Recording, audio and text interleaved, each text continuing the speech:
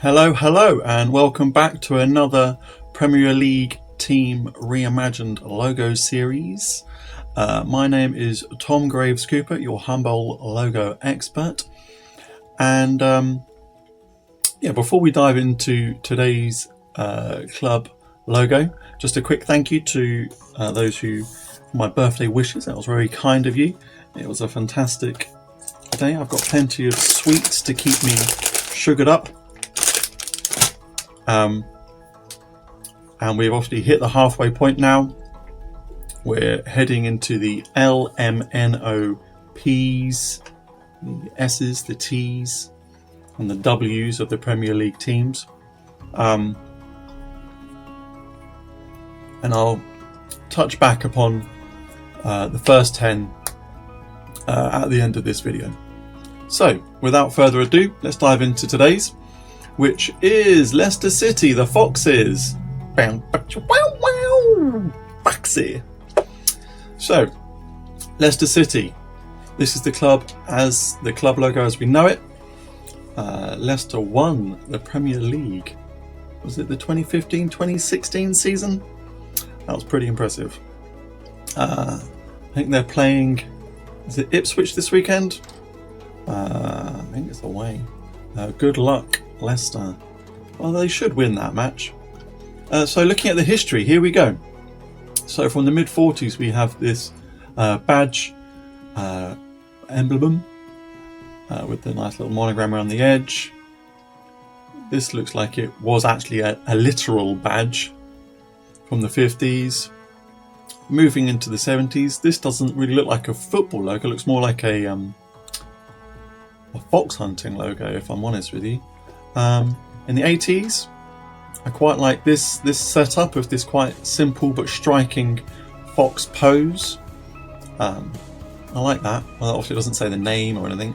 I'm not sure that's necessary to say the name, but it's a nice, smooth illustration. And then going into the 90s, this is the kind of what we know as it stands today.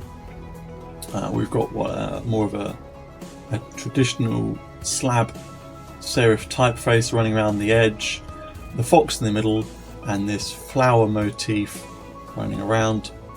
I can't remember what that flower's called. Somebody in the comments, let me know what that flower is. I know it's important to Leicester's something or other. And then it's just subtle changes each decade from there on out, where the typeface is changed and then the colours come a bit deeper. So let's have a little closer butchers at the club logo as it stands. I think it's quite iconic. Once again, we've got another animal. At least this week it looks like the animal it's meant to be, which is always a positive sign. There seems to be the eyes have got a light, as if the light's coming from this corner here, but there's no additional shading per se to suggest that light. So it could be an area to explore. The writing's quite large, so that might be reduced. There's a lot of intricate detail with these additional items within the petals of the leaves of the flower. And we've got these little wisps, and there's actually quite a bit of detail in the fox itself. So I think it can be reduced to make it again more scalable, more flexible, and more suited to today's technological environment. So as per always, I dive into Procreate, I do a handful of doodles and sketches.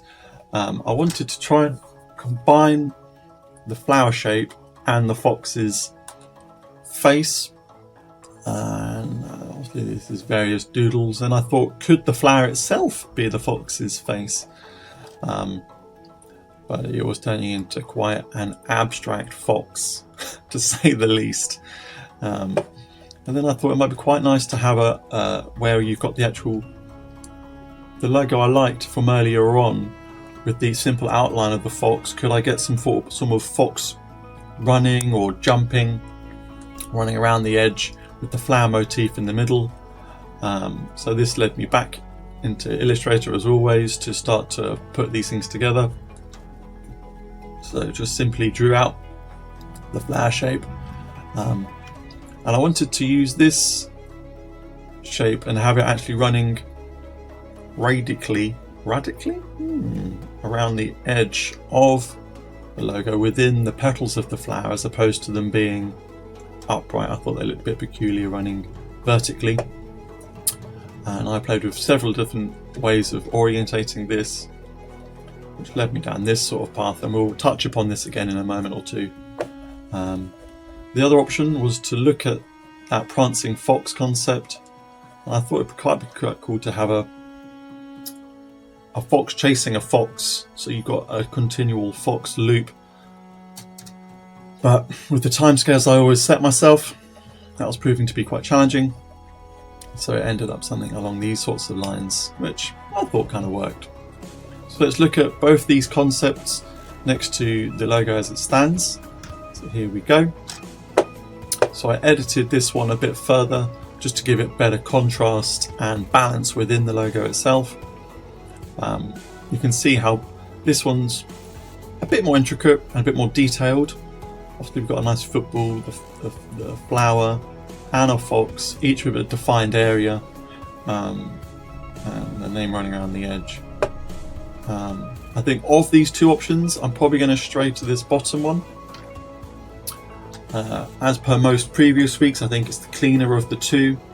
I think it scales really nicely, and the hierarchy of information in comparison to the original current logo, where everything seems to be competing for your attention, this kind of breaks it down quite nicely, where you've got the name, you've got the flower, and then the fox's face in the middle, and it's quite identifiable. As it gets smaller, those components still are prominent and hold their own.